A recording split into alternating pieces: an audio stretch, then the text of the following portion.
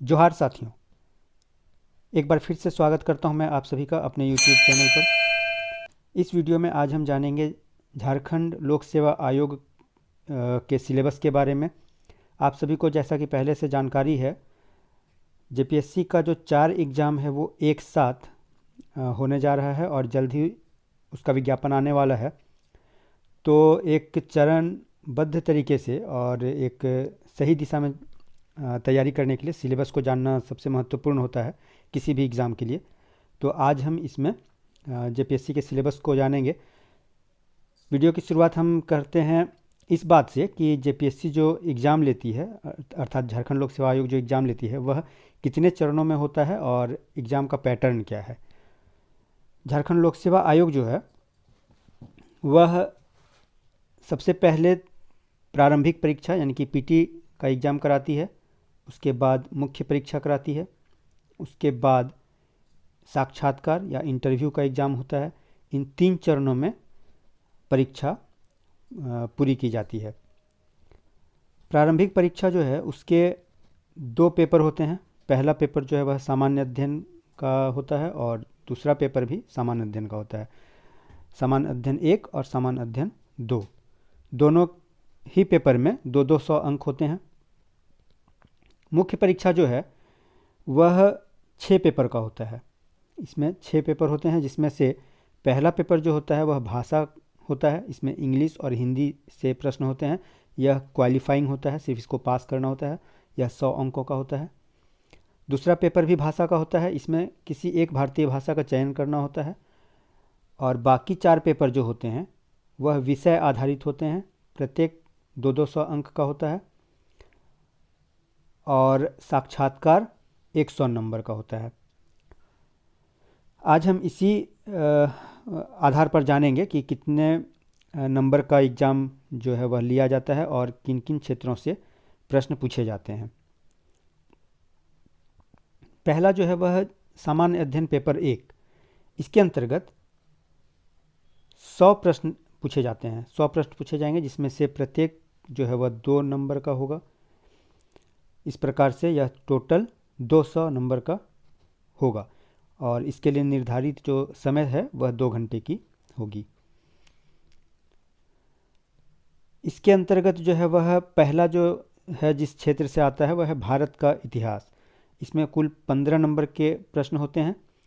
इसमें प्राचीन भारत, मध्य भारत और आधुनिक भारत तीनों ही जो है क्षेत्र उससे 5-5 सवाल पूछे जाते हैं। बराबर होगा। इसमें से ऐसा नहीं है कि आधुनिक भारत से ज़्यादा प्रश्न होंगे और मध्यकालीन या प्राचीन भारत से कम होंगे, ऐसा कुछ नहीं है। इसमें तीनों ही क्षेत्रों से बराबर क्वेश्चन पूछे जाएंगे। दूसरा जो है वह है भारत का भूगोल। इसमें 10 नंबर के क्वेश्चन पूछे जाएंगे। इसमें सामान्य भूगोल, भौतिक भूगोल, आर्थिक भूगोल और सामाजिक एवं जनसांख्यिकी भूगोल से सवाल होंगे। सामान्य भूगोल से 3 प्रश्न, भौतिक भूगोल से 3 प्रश्न होंगे, आर्थिक भूगोल से 2 और सामाजिक एवं जनसांख्यिकी भूगोल से 2 प्रश्न। इस प्रकार से कुल 10 नंबर का जो है सवाल इससे पूछा जाएगा। तीसरा जो है वह है भारतीय राजनीति एवं शासन। इस क्षेत्र से भी 10 नंबर के क्वेश्चन होंगे, जिसमें भारतीय संविधान से 4 नंबर का 4 सवाल होंगे, लोक प्रशासन एवं सुशासन से 4 सवाल होंगे, विकेंद्रीकरण, पंचायत एवं नगर पालिका से 2 सवाल होंगे। चौथा क्षेत्र है विज्ञान एवं तकनीकी। विज्ञान एवं तकनीक से 15 नंबर के क्वेश्चन होंगे, जिसमें सामान्य विज्ञान से 6 सवाल होंगे, कृषि एवं भौतिकी विज्ञान विकास से 6 सवाल होंगे और सूचना एवं संचार प्रौद्योगिकी से 3 सवाल होंगे। पांचवा है आर्थिक और सतत विकास।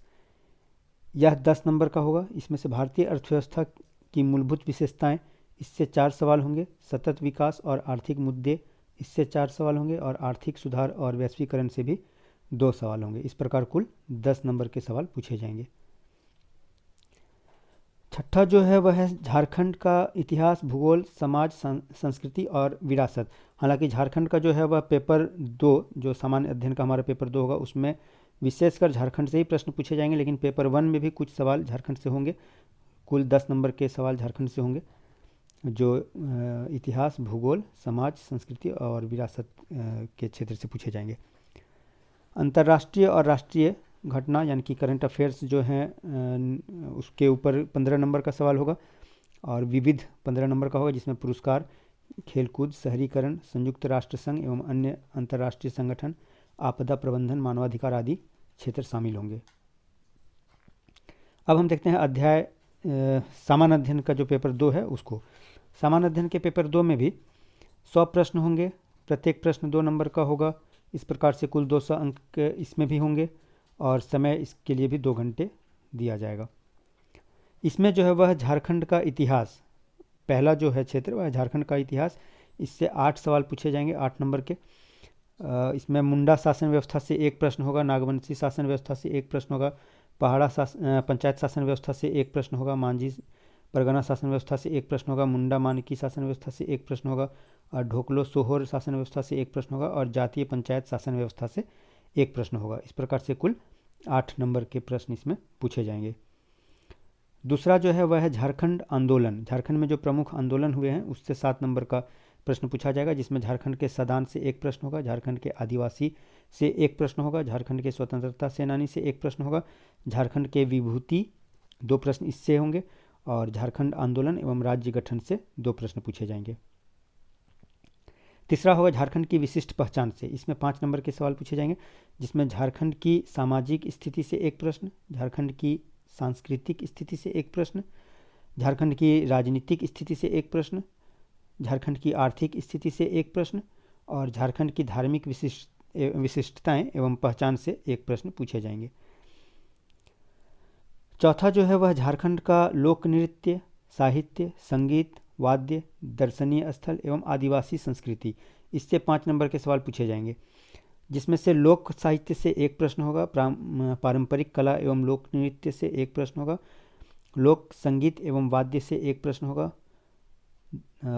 दर्शनीय स्थल जो प्राकृतिक, पुरातात्विक, ऐतिहासिक, धार्मिक एवं आधुनिक स्थल जो झारखंड में हैं उनसे 1 प्रश्न होगा, आदिवासी झारखंड के जितने भी जाति प्रजाति एवं विशेषताएं हैं उनकी, उससे 1 प्रश्न पूछा जाएगा। इस प्रकार से कुल 5 नंबर इस क्षेत्र से पूछे जाएंगे। उसके बाद 5वां है झारखंडी साहित्य एवं साहित्यकार, इससे 5 नंबर के सवाल होंगे। झारखंड के प्रमुख शिक्षण संस्थान से भी 3 नंबर के सवाल होंगे, और झारखंड का जो प्रमुख खेल कूद है उससे भी 5 नंबर के सवाल पूछे जाएंगे। 8वां है झारखंड के भूमि संबंधी कानून या अधिनियम जो अभी तक बनाए गए हैं झारखंड में, उससे 12 नंबर का, ये बहुत ही इम्पोर्टेंट है, इससे बहुत ज़्यादा प्रश्न पूछे जा रहे हैं और इस पर विशेष ध्यान देने की आवश्यकता है। इसमें प्रमुख रूप से जो है वो छोटा नागपुर काश्तकारी अधिनियम CNT एक्ट जो है उस पर 5 प्रश्न होंगे, संथाल परगना काश्तकारी अधिनियम SPT पर 5 प्रश्न होंगे, और अन्य जो भी राज्य परक अधिनियम है उस पर 2 प्रश्न शामिल होंगे। 9वां जो है वह है 1947 से राज्य आर्थिक विकास का इतिहास, झारखंड का भूगोल, जंगल, नदी, पहाड़ पर्वत, खान खनिज आदि जो हैं उससे 10 नंबर के सवाल पूछे जाएंगे। 10वां है झारखंड की औद्योगिक नीति, विस्थापन और पुनर्वास नीति एवं अन्य नीतियाँ, इससे भी 6 सवाल पूछे जाएंगे। 11वां है झारखंड के प्रमुख उद्योग का नाम और स्थान तथा औद्योगिक विकास, 5 नंबर के सवाल इससे पूछे जाएंगे। उसके बाद है झारखंड के प्रमुख योजनाएं एवं उपयोजनाएं, इससे भी 5 नंबर के सवाल पूछे जाएंगे। 13वां है झारखंड के जंगल प्रबंधन एवं वन्य जीव जंतु संरक्षण कार्य जो चलाए जा रहे हैं उस पर सवाल होगा 5 नंबर का।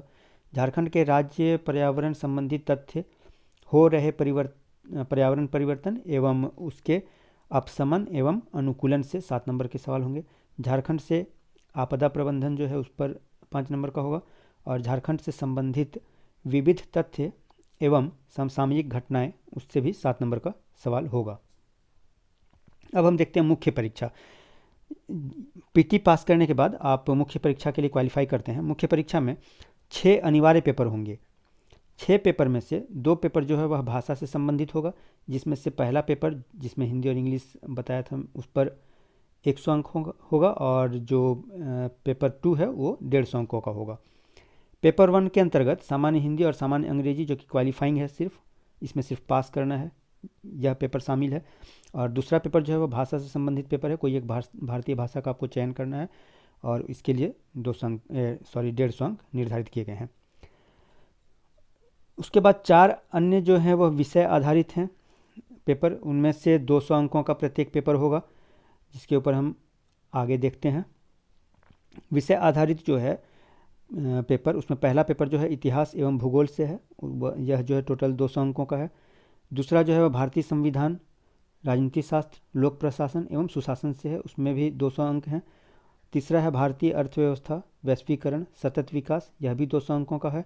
और चौथा पेपर है सामान्य विज्ञान, पर्यावरण एवं तकनीकी विकास, यह भी 200 अंकों का प्रश्न इसमें भी शामिल होगा। इस प्रकार से, और साक्षात्कार जो है, साक्षात्कार जब आप इंटरव्यू में पहुंचते हैं मुख्य परीक्षा पास करने के बाद, तो उसमें आपको 100 अंक के सवाल वहां से पूछे जाते हैं। आपको इंटरव्यू के आधार पर आपको जो नंबर दिया जाता है वह कुल 100 अंकों का नंबर होता है, उसमें से आपको दिए जाएंगे। इस प्रकार मुख्य परीक्षा और साक्षात्कार दोनों मिलाकर के ही आपका मेरिट बनता है, और मुख्य परीक्षा और साक्षात्कार मिलाकर के कुल 1150 नंबर का जो है वह आपका मूल्यांकन इस नंबर पे होता है। तो इस आधार पर आप इसका जो सिलेबस है उसको देखते हुए आप मुख्य परीक्षा की तैयारी सिलेबस के आधार पर करें, तो ज़्यादा अंक आप ला सकते हैं, और एक चरणबद्ध तरीके से आप करें तो फ़ायदा होगा। बस इस वीडियो में इतना ही, नए वीडियो के साथ फिर मिलेंगे, तब तक के लिए धन्यवाद।